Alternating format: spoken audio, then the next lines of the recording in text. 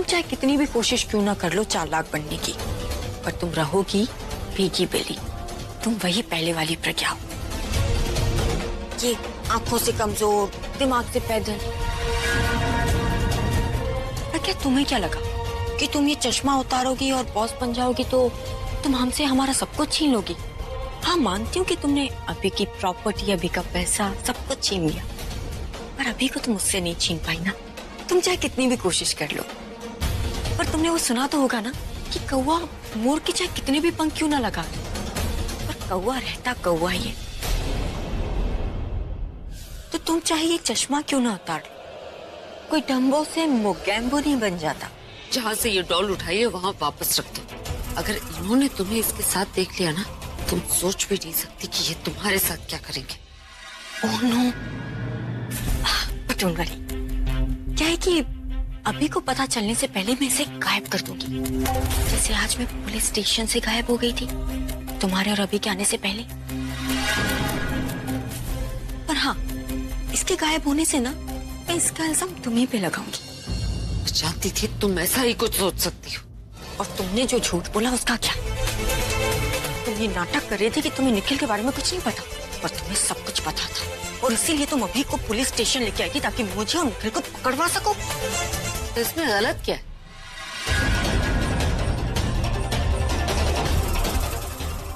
तुम्हें लगा कि मैं इतनी अच्छी हूँ कि जो कहूंगी वो सच कहूंगी। तुमने मेरी बात पर विश्वास कर लिया। और पता है क्या था, तुम्हें ना ये नाटक करना बंद कर देना चाहिए कि तुम बहुत चालाक हो, क्योंकि तुम हो नहीं, वरना अपने दुश्मन को खुद से ज्यादा कमजोर नहीं समझती। वैसे गलती तो तुमने की है, और इसीलिए तुम खुद अपने मुंह की खाकर घर वापस आई हो। क्या कहा था तुमने? तुम ये जानना चाहती हो कि ये सब कुछ मैंने कैसे किया?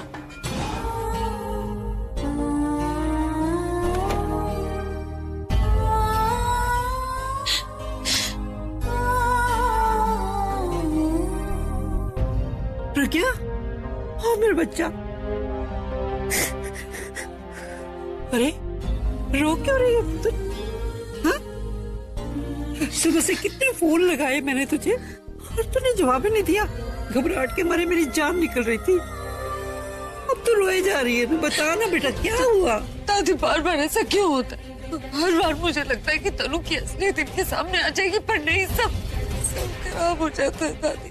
आज फिर से वो उनके सामने से बच के निकल गई और मैं फिर से हार गई दादी, फिर से हार। रो मत बेटा, रो मत। अच्छा ये बता, पुलिस स्टेशन पे वो मानी नहीं? जब मैं इन्हें पुलिस स्टेशन लेकर पहुंची तो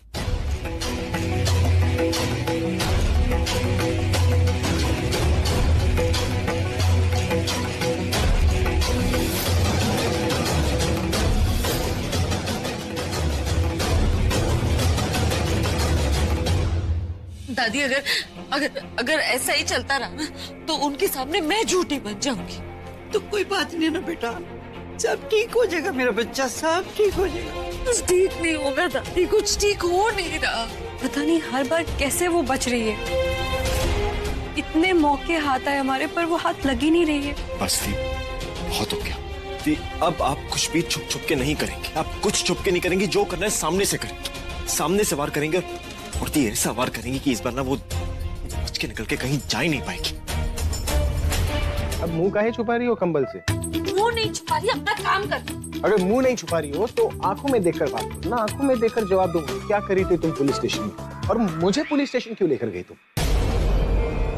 मेरे कंधे पर बंदूक रखे धनु को तो निशाने पर नहीं रखी थी ना? ऐसी कोई बात नहीं, आप गलत सोच रहे हैं। अच्छा, अगर मैं गलत सोच रहा हूँ और तुम सही सोच रही हो तो फिर कल रात को जब मैं वापस आया तो तुम मुझे देखते ही सोने क्यों चली गई, ताकि तुम्हें मेरी बातों का और मेरे सवालों का जवाब ना देना पड़े। लेकिन अभी तो तुम उठी हुई हो ना, तो अब बताओ तुम मुझे पुलिस स्टेशन क्यों लेकर गई? वो स्टेटमेंट लिखवाने।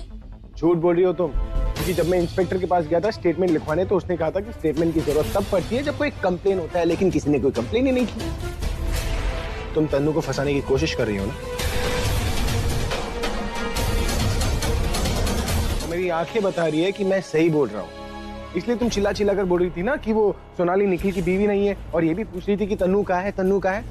क्यों पड़ी हो मेरी तन्नू के पीछे? आपकी तनु? मतलब मेरी होने वाली तन्नू। आपकी होने वाली क्या? तुम टेक्निकलिटी में क्या चाह रही हो? तुम रियलिटी को समझो ना। तुम मुझे पुलिस स्टेशन क्यों लेकर गई? मतलब आपने डिसाइड कर लिया आप उसी की साइड लेंगे? अरे नहीं, मैं किसी के साइड पर नहीं हूँ। मैं ना तुम्हारे साइड पर हूँ ना उसके साइड पर हूँ। मैं अपने साइड पर हूँ। मैं जो बोल रहा हूँ अपने लिए बोल रहा हूँ, जो कर रहा हूँ अपने लिए कर रहा हूँ, क्योंकि तुम दोनों की लड़ाई के बीच में मैं पिस रहा हूँ। इसलिए मैंने डिसाइड किया कि मैं अपनी लड़ाई खुद लड़ूंगा। अरे वो बेचारी आप जाकर ठीक हुई है, इससे पहले तो वो पागल बनकर घूम रही थी हर जगह।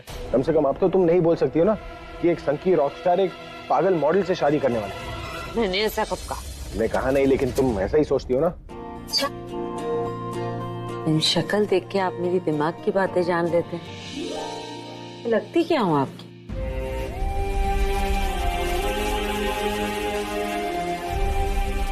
वाइफ, इसलिए उसी के नाते रिक्वेस्ट कर रहा हूँ कि प्लीज अनु के साथ लड़ना बंद कर दो। तुम दोनों की लड़ाई के चक्कर में मेरी लाइफ खराब हो रही है। अभी तुम जानते हो ना कल रात को उसने मुझे कितना भला बुरा कहा। वो हमारे बच्चे के पीछे ही पड़ी हुई है। मुझे तो लगता है कि वो चाहती ही नहीं कि हमारा बच्चा इस दुनिया में आए।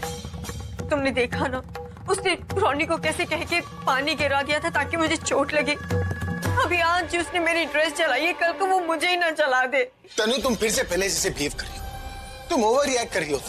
पहली बात तो हमें पता भी नहीं कि ये सब प्रज्ञा ने किया भी है कि नहीं। अगर उसने किया भी है तो अच्छा, तो तुम उसकी साइड ले। अरे मैं किसी के साइड पर नहीं हूँ, मैं खुद के साइड पर हूँ और एकदम करेक्ट साइड पर। तो मतलब मेरी गलती है कि मैंने आके तुम्हें ये सब कुछ बताया।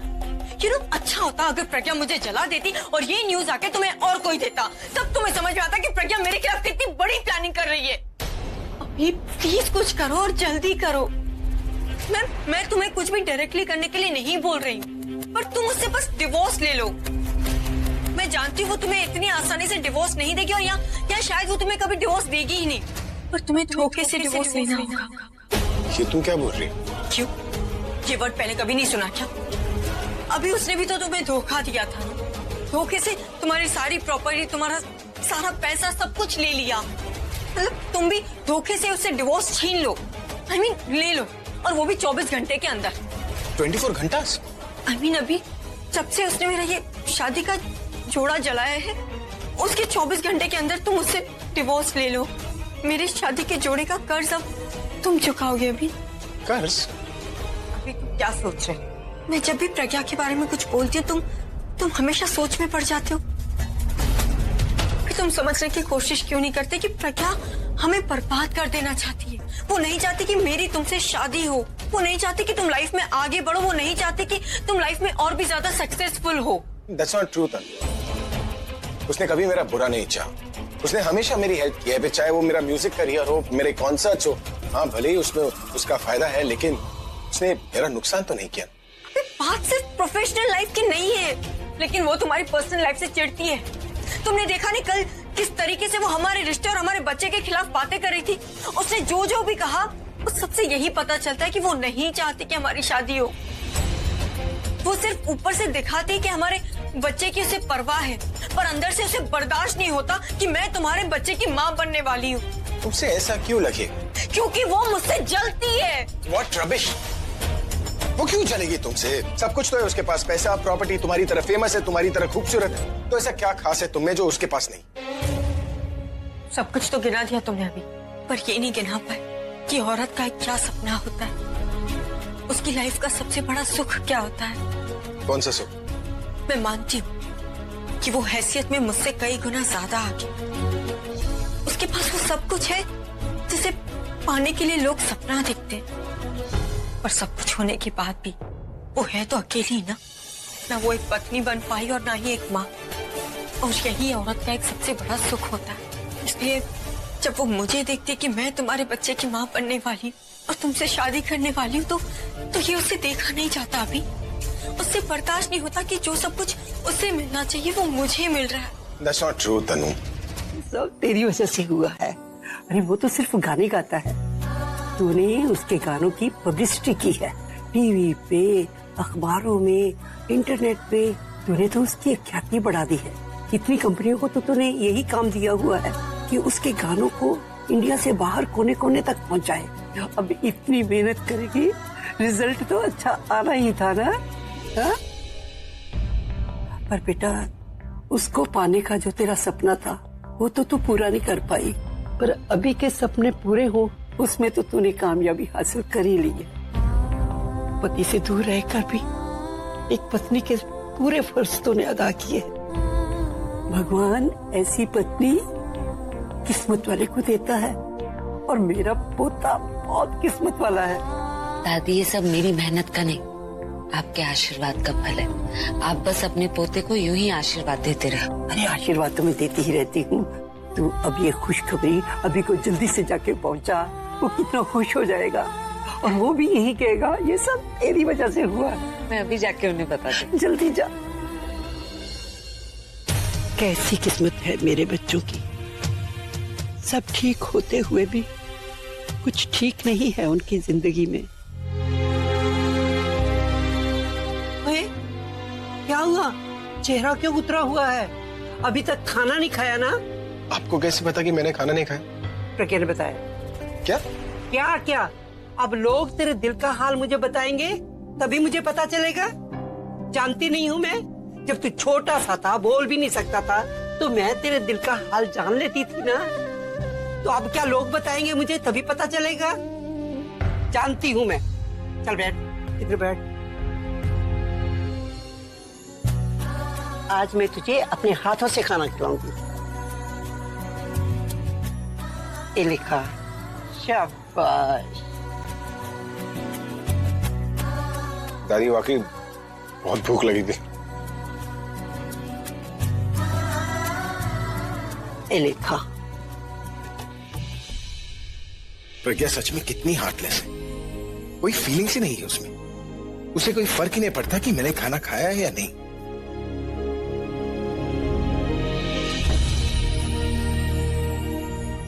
दादी आप नहीं जानती लेकिन मैं खीर का फकीर हूँ, आप तो जानती है। कहाँ मिलेगी ऐसी बहू जो आज भी मेरे पोते के खाने से पहले खाना नहीं खाती?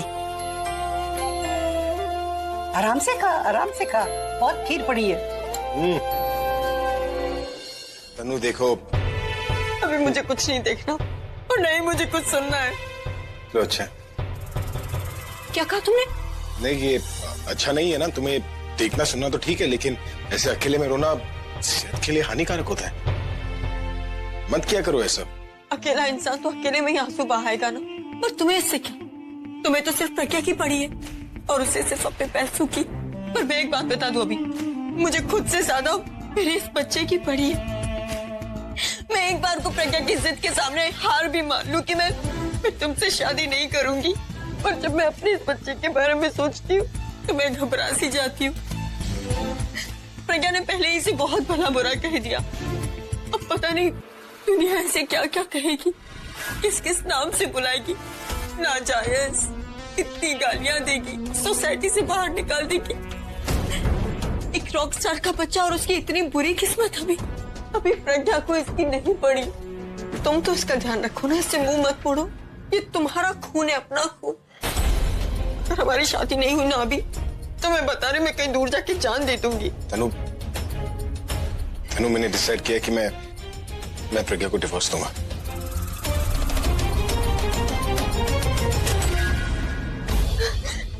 Thank you so much. अभी अरे ये सब बाद में करो, पहले काम तो करने दो ना। आज मैं प्रज्ञा के साथ किसी रेस्टोरेंट में डिनर करने जा रहा हूँ, कोई प्रोड्यूसर के साथ मीटिंग है, वहीं पर मैं इस डिवोर्स की बात भी कर लूंगा। अभी तुम्हें पता है, तुम एक बहुत अच्छे हस्बैंड बनोगे और एक बहुत अच्छे पापा भी। मैं जानती थी तुम मेरी बात मान लोगे, इसलिए मैंने सारी तैयारियां पहले से ही करके रखी है। वेट,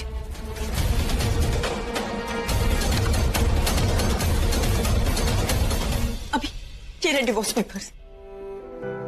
तुम इस पे प्रज्ञा के सिग्नेचर ले लोगे तो वो तुमसे हमेशा के लिए अलग हो जाएगी। ये प्रज्ञा कहाँ गई? अच्छा है नहीं है, तब तक मैं सोच लेता हूँ कि इसे हाँ कैसे बोलना है जाने के लिए। उसे लगना नहीं चाहिए कि मैं आसानी से मान गया।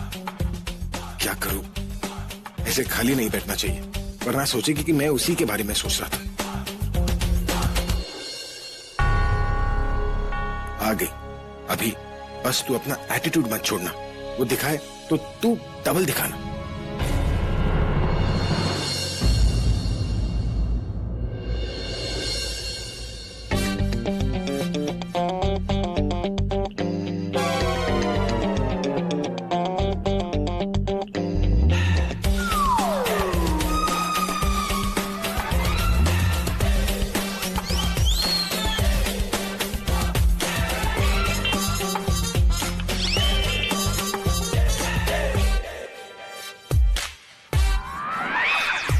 पैसे 5 लाख 5 लाख रुपए लूंगा मैं। आपको वाकई लगता है आप मुझसे 5 लाख रुपए ले लेंगे? लगता नहीं है, मुझे यकीन है कि मैं तुमसे 5 लाख लूंगा। अच्छा, अगर इतना यकीन है तो ये भी बताइए कैसे? वो पता नहीं, पर लूंगा जरूर। क्यों खुद को बहला रहे? देखिए आप भी जानते हैं आपसे नहीं होगा। एक बार साइन ले लो ना डिवोर्स पेपर्स पे, फिर पता चलेगा कि मैं क्या कर सकता हूँ। देखो मुझे चैलेंज मत करो, जब कोई मुझे चैलेंज करता है ना तो मैं वही काम डबल स्पीड से करता हूँ, कहीं मैं तुमसे डबल पैसे ना ले लूं। और मैं आपको साफ मना कर दूं तो मैं डाका डालूंगा, डाका डाल के सब कुछ लूट लूंगा और उसके बाद तुम्हारे साथ डिनर पे भी नहीं जाऊंगा। और समझ लो अगर ये सब मैंने कर लिया ना। अच्छा ठीक है ठीक है, मैं देती हूँ।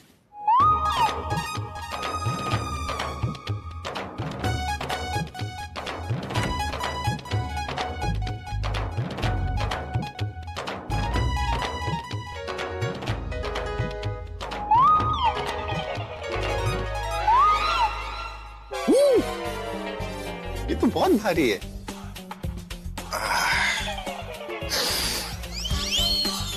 मन तो नहीं करा, फिर भी चलता हूं तुम्हारे साथ। गिन रहे हैं? एक second. What do you mean, एक सेकंड? आपको भरोसा नहीं? क्या गीला करोगी क्या? आपको भरोसा नहीं मुझ पर? अरे बात भरोसे की नहीं है, बिजनेस। और बिजनेस का रूल नंबर 1 कि जब भी आप किसी से पैसे लेते हो ना तो उसे गिनना चाहिए। थक गया, मैं एक काम करता हूँ, बाजू के कमरे में जाके गिन दो, बहुत टाइम लग जाएगा। Excuse me. What are you saying? ये मैं तुम्हें बता नहीं सकती मैं कितनी ज्यादा एक्साइटेड हूँ, कितनी ज्यादा खुश हूँ। अभी प्रज्ञा को लेके बाहर गया, वो वहीं पे उससे डिवोर्स मिलेगा। Oh my God! Wow, Tanu, that's a fantastic news. Yes, और you know what? मैं कितनी ज्यादा खुश हूँ मैं तुम्हें बता नहीं सकती। मेरे 24 घंटे का चैलेंज 24 घंटे के अंदर पूरा हो जाएगा। Yes, oh my God, मैं जीतने वाली, मैं जीत। कंट्रोल। तुम बार बार भूल क्यों जाती हो कि तुम प्रेग्नेंट हो? Just take it easy, तनु। और तुम्हारी इस प्रेगनेंसी की वजह से ही तुम ये सब कुछ अचीव कर पा रही हो। Yes, you are right. मैं तो भूल ही जाती कि मैं प्रेग्नेंट हूँ। Now it calls for celebration. Time for a drink. Alia please, देखो लास्ट टाइम ना मैंने तुम्हारे कहने पे नेक्स्ट स्टेप ले लिया था, पर अभी बार बार मुझे मत बोलो यार, मैं प्रेग्नेंट हूँ। ओ शट अप तनु, ड्रिंक मेरे लिए, तुम्हारे लिए तो मैंने जूस मंगवाया। खोलो ना। आज देखना तनु, तुम्हें ना इस जूस से ही नशा हो जाएगा।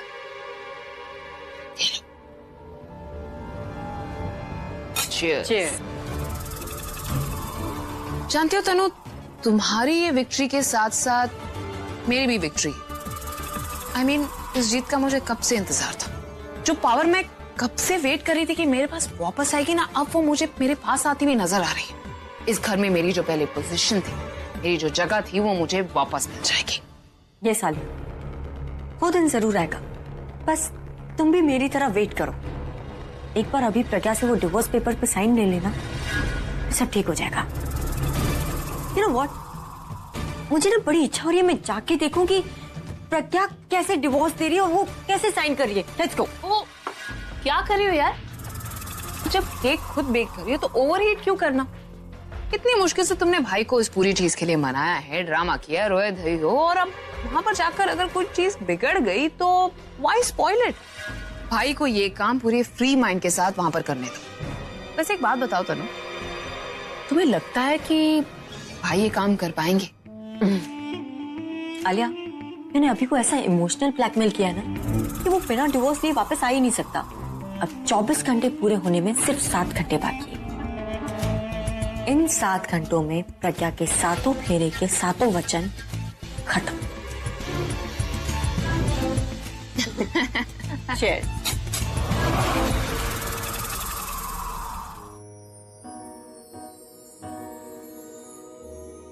क्या हुआ? कुछ प्रसाद ले ले। पंडित जी,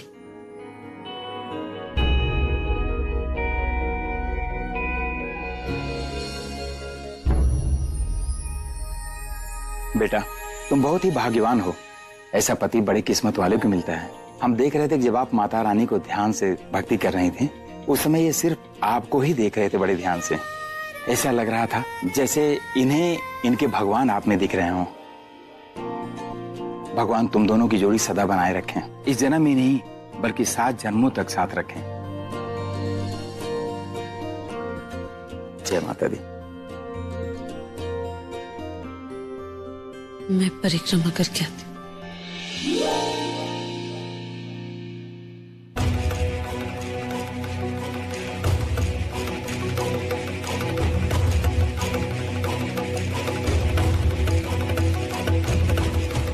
तनु ठीक कह रही थी, प्रज्ञा कभी मुझे डिवोर्स नहीं देगी, इसलिए मुझे अब इसे धोखे से ही लेना पड़ेगा, वरना तनु से मेरी शादी कभी नहीं होगी। और शादी के बिना हमारा बच्चा, मैं ऐसा करना नहीं चाहता, पर अपने बच्चे के लिए ये स्टेप उठाना ही पड़ेगा।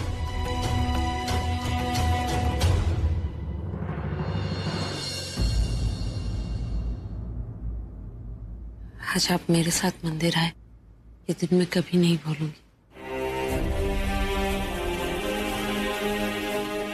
हाँ, इस आखिरी याद से हम हमेशा जुड़े रहेंगे और बाकी सबसे आजाद हो जाएंगे।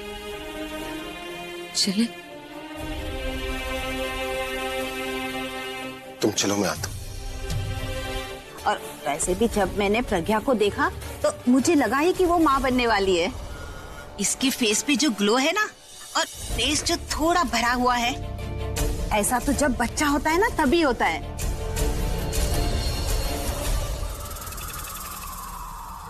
काश इनकी बात सच हो। इन्हें कैसे बताऊं कि हमारे बीच बच्चा तो है, और वो हमारा नहीं किसी और का है।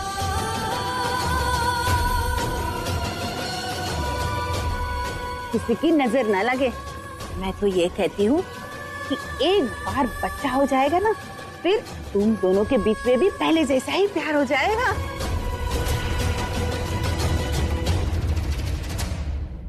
सुनो मेरी बात, अब है ना अपना ख्याल बहुत अच्छे से रखना।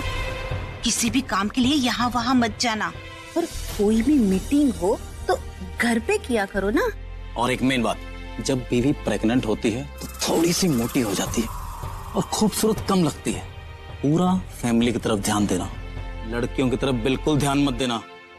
दूसरी लड़की तो ऑलरेडी हमारी लाइफ में आ चुकी। वैसे आपने बच्चे का नाम सोच के रखा है? अभी सोचा नहीं।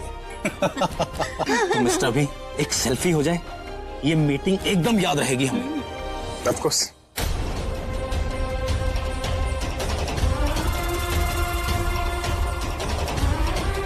भाई थोड़ा पास हो जाओ उनके। आप भी जाओ, आपका ही पति है ये।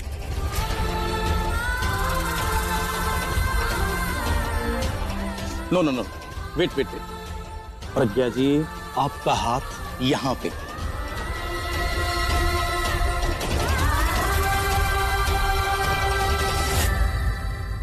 ये अभी को मैंने किस काम के लिए भेजा था यहाँ पे, और ये यहाँ पे प्रज्ञा के साथ फोटो खिंचवा रहा है।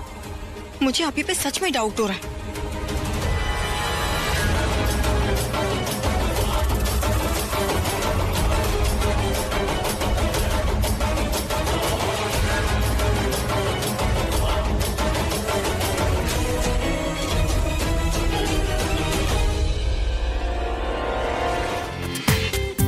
पूरा एपिसोड देखिए ZEE5 पर।